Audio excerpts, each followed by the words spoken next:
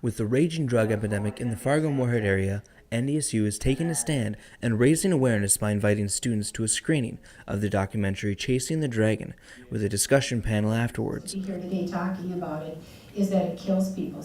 The documentary explores the stories and lives of those who have used opioids. They'll rob you right in front of you. How opioids have impacted their lives.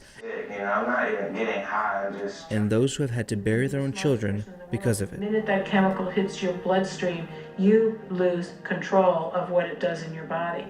For many, this was their first time learning about the issue. But for Melissa Patterson, her family's first time battling opioids was a few months ago, long before the documentary came to Fargo. The biggest thing is it can happen to anybody. And I think the variety of individuals they had on film today really kind of opened that door.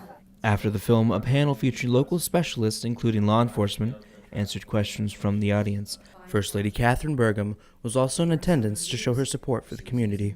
The people that were here, the students that were here, they can take this information back to their families, their friends, their peers, and really talk about how horrible it is and just, don't take that first drug. A couple months after Patterson's daughter Alex Hewitt started using opioids, she was taken into custody. Hewitt is currently being held in a women's prison in New England, North Dakota. Patterson says without prison, her daughter may not be alive today. My daughter's been in prison for 8 months now and celebrated 8 months of sobriety on April 4th. In 2016, Fargo alone lost more than a dozen lives to opioid abuse. Now, almost a year later, Fargo police say the number of overdoses has been cut in half.